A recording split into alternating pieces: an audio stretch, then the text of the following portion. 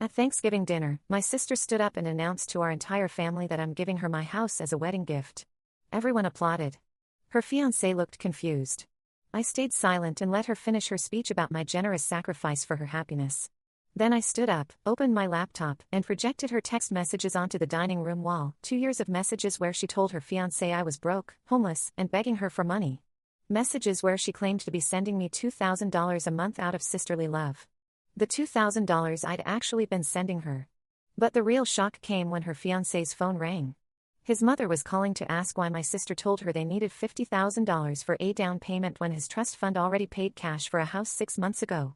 My sister had been running a con on both families. Her engagement ended at the dinner table. Her fake charity foundation got investigated the next day. Hey everyone, I'm Emma Sullivan, I'm 35 years old, and I'm about to tell you the most satisfying, chaotic, and utterly insane story about family manipulation, financial fraud, and a Thanksgiving dinner that destroyed my sister's carefully constructed web of lies. This happened last year, and I'm still processing the absolute magnitude of what unfolded. So buckle up, because this story has layers upon layers of deception that nobody saw coming. Let me start by explaining my relationship with my sister, Claire. Claire is 32, 3 years younger than me. Growing up, we were never close. She was the dramatic one, always needing to be the center of attention.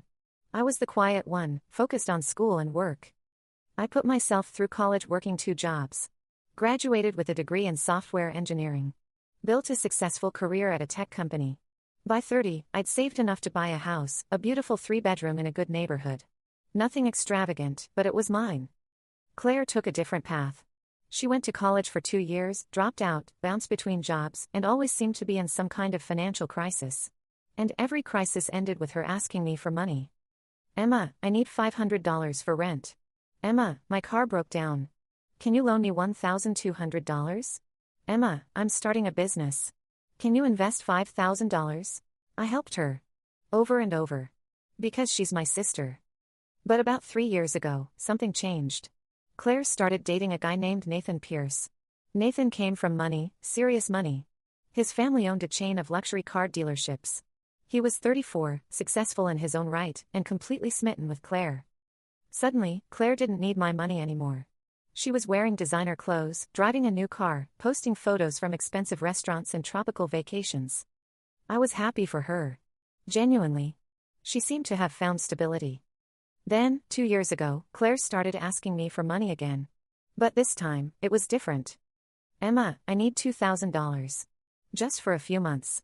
Nathan doesn't know I have debt from before we met. I need to pay it off before he finds out. Claire, if you're in debt, you should tell him. I can't. He'll think I'm irresponsible. Please, Emma. I'll pay you back. I promise. Against my better judgment, I sent her $2,000. The next month, she asked again. Just one more month. I'm almost caught up. This continued for 2 years. Every month, $2,000 to Claire. She always promised she'd pay me back soon.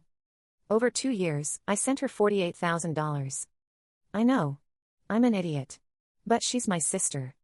The requests always came with sob stories. Medical bills. Emergency car repairs. Last-minute trip expenses. Always something. I started getting suspicious around month 18. Claire's lifestyle didn't match someone in financial crisis. The designer bags kept appearing. The vacation photos kept posting. So I started keeping better records. Screenshots of our text conversations. Bank transfer receipts. Timestamps.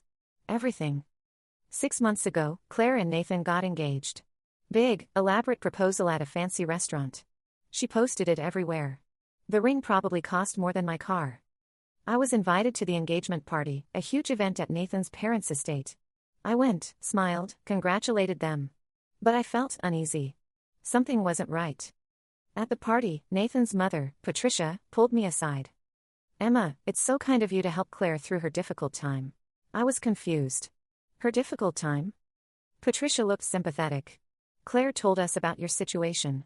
Losing your job, the house foreclosure. It must be so hard.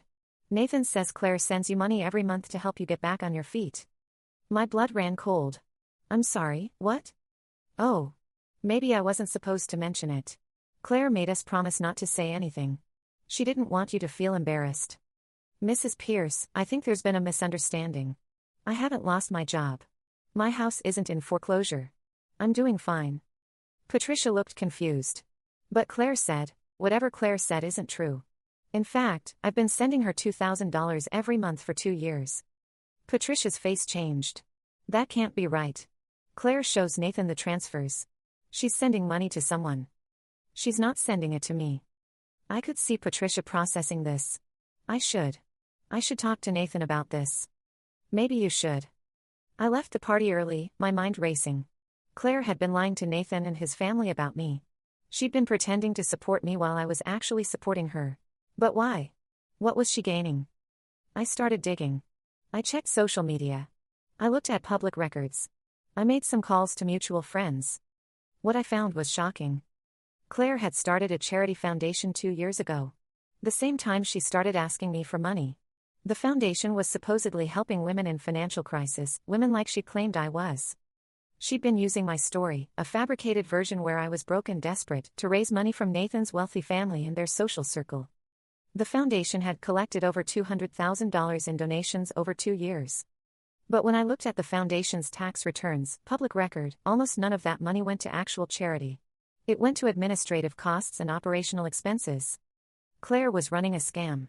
Using my name and a fake version of my life to guilt wealthy people into donating to her fake charity.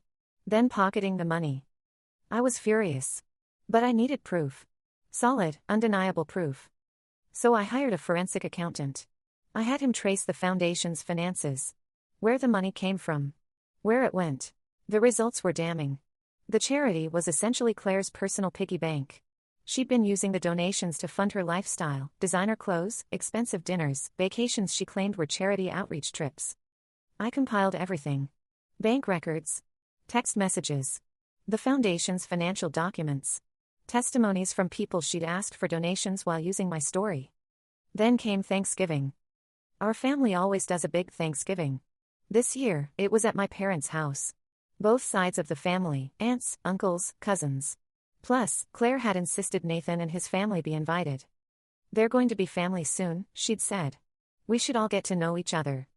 My parents agreed. So Thanksgiving dinner was about 50 people, my extended family and Nathan's. I arrived with my laptop bag. My mother gave me a look. Emma, really? Work stuff at Thanksgiving? Just some photos I wanted to show everyone, I said innocently. Dinner was the usual chaos. Too much food, too much noise, everyone catching up. Claire and Nathan sat at the head of the table, playing the perfect couple. After dinner, as people were having pie and coffee, Claire stood up. She clinked her glass to get everyone's attention. Everyone. Nathan and I have an announcement. People quieted down. I felt my stomach tighten. As you all know, Nathan and I are getting married in April. And we've been house hunting for the perfect place to start our life together. Polite applause. Nathan smiled, though he looked a bit confused.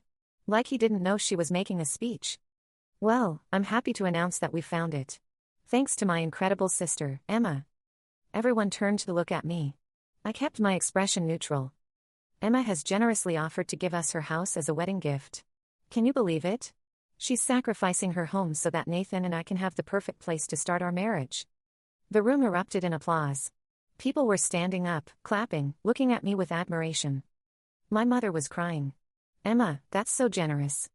My father looked shocked. Your house. Emma, are you sure? Nathan looked completely blindsided. What? Claire, I didn't know. Claire cut him off. Emma and I have been talking about this for months. She knows how much we love her neighborhood. And since she's been struggling so much financially, it just makes sense. She can move into something smaller, something she can afford, and we get our dream home. It's perfect. I watched this performance with cold clarity. She was trying to manipulate me in front of everyone. Publicly commit me to giving her my house by making it seem like I'd already agreed. I stayed seated. Let her finish. So I just want to say, publicly, thank you to my sister. Emma, you're the most selfless person I know. This sacrifice means everything to us. More applause. People were coming over to hug me, to tell me how generous I was. Then I stood up. Claire, can I say something? She looked nervous for a split second, then smiled. Of course. I walked to the TV in the dining room and connected my laptop. I actually prepared a little presentation. Since we're making announcements. Claire's smile faltered. I pulled up the first slide. It was a screenshot of a text conversation between Claire and me. Claire, Emma, I need $2,000 this month. Medical emergency. Me, again? Claire, this is the 18th month in a row. Claire, I know, I'm sorry. I promise I'll pay you back. Please. I let everyone read it. Then I advanced to the next slide. For the past 2 years, I've been sending Claire $2,000 every month. That's $48,000 total. Claire told me she needed this money to pay off debts before Nathan found out about them. Nathan's face went pale. What? Next slide. More text messages. Claire, don't tell Nathan about this. He can't know I'm in debt. Me, Claire, you should be honest with him. Claire, I will, eventually. Just help me through this. Next slide. A screenshot of Claire's posts about her charity foundation. Meanwhile, Claire started a charity foundation. A foundation supposedly helping women in financial crisis. Women like me, except I'm not in financial crisis. I looked at Nathan's parents. Mrs. Pierce, you mentioned at the engagement party that Claire told you I'd lost my job and my house was in foreclosure. That was a lie. I've been employed at the same company for 12 years. My house is fully paid off. No foreclosure. No financial crisis. Patricia Pierce's face went from confused to horrified. Next slide. A table showing the charity foundation's finances. Claire's charity has raised over $200,000 in 2 years. Mostly from Nathan's family and friends. But according to the tax returns, which are public record, less than 5% of that money went to actual charitable causes. The rest went to administrative costs. I clicked to the next slide. Photos of Claire's expensive purchases, cross-referenced with dates of large charity donations. These are photos Claire posted on Instagram. Notice the new designer bag on March 15th? That was 3 days after a $15,000 donation to her charity. The Hawaii vacation in July? Right after a $20,000 donation. The Louis Vuitton luggage in September? 3 days after a $10,000 donation. The room was dead silent. You could hear people breathing. Claire stood up, her face red. This is ridiculous. Emma, you're misunderstanding. Am I? I clicked to the next slide. Let's talk about the house. Nathan looked at Claire. What about the house? See, here's the thing, I said calmly. Claire told me, and apparently all of you, that I'm giving them my house as a wedding gift. But she never asked me. She just announced it publicly, hoping I'd be too embarrassed to contradict her. I looked directly at Claire. I'm not giving you my house, Claire. Not now. Not ever. Claire's hands were shaking. You said. I said nothing. You've been planning this for weeks. Force me to commit publicly, make it too awkward for me to back out. Nathan stood up. Someone needs to explain what's happening right now. His phone rang. He looked at the screen. It's my mother. He glanced at Patricia, who was sitting right there. My other mother. From the dealership family. He answered. Put it on speaker. Nathan, darling, I just got the strangest call from your accountant. He says Claire contacted him 3 weeks ago asking about accessing your trust fund for a house down payment. She claimed you needed $50,000 immediately. But I thought you'd already bought a house with your trust fund 6 months ago. The room went silent. Nathan's face went from pale to red. What? I pulled up another slide. A property record showing Nathan Pierce as the sole owner of a house purchased 6 months ago. Paid in cash. $380,000. You already bought a house, I said. Claire knew this. But she's been telling both our families that you needed my house, or needed money for a house. Why? Nathan looked at Claire. Why did you tell my mother we needed $50,000? I bought the house in April. You were there for the closing. Claire was crying now. I can explain. Explain what? Nathan's voice was shaking. Explain why you've been lying to everyone? Explain why you told my family Emma was destitute when she's been sending you money? Explain why your charity is a scam? Explain why you tried to steal Emma's house? I didn't try to steal it. I just thought, if she announced it publicly, if everyone expected it, you thought I'd be too embarrassed to say no. I finished. You've been running cons on everyone. On me, on Nathan, on his family, on strangers who donated to your fake charity. Patricia Pierce stood up. Nathan, we need to talk. Now.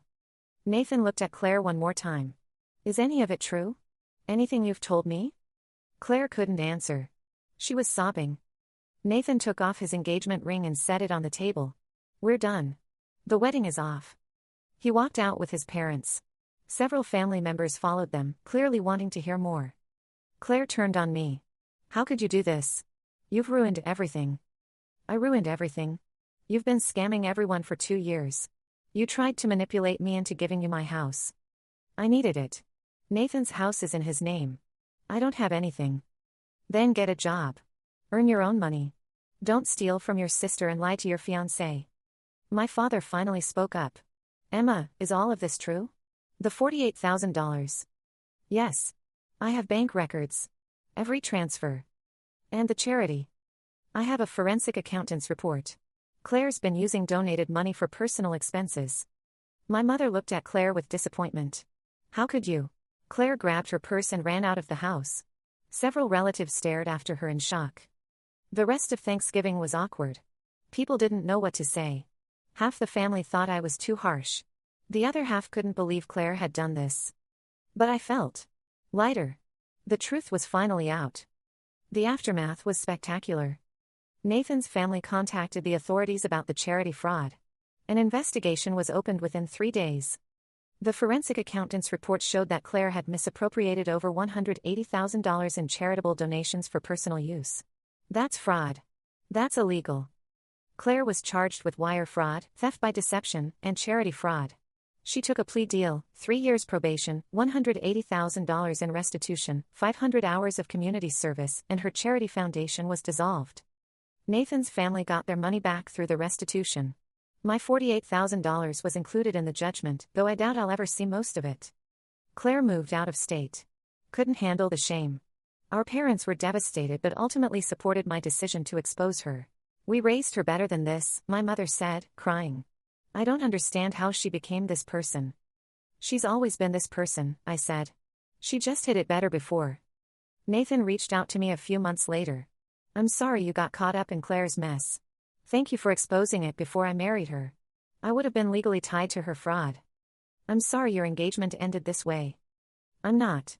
Better to find out now than after the wedding. He's dating someone new now. Someone honest. I'm happy for him. As for Claire, she tried to reach out once. An email. A long apology claiming she'd lost herself and made mistakes. I didn't respond. Some bridges, once burned, should stay burned. My family relationships are slowly healing. But there's a Claire-shaped hole in our family now. Some people blame me for exposing her so publicly. They think I should have handled it privately. But here's the thing, Claire made her announcement public. She tried to manipulate me in front of 50 people. She deserved a public response. Would I do it again? Absolutely. Because staying silent, letting her take my house, enabling her fraud, that would have made me complicit. People ask me if I feel bad. If I regret destroying my sister's life. My answer? I didn't destroy her life. She destroyed it herself. I just stopped letting her destroy mine. The Thanksgiving dinner cost my parents about $800 in food and expenses. I'd say they got their money's worth in drama. And me. I still have my house. My job. My dignity. And one hell of a story about the Thanksgiving my sister tried to steal my house and I exposed her entire criminal enterprise instead. Sometimes family means protecting yourself from family. And that's okay.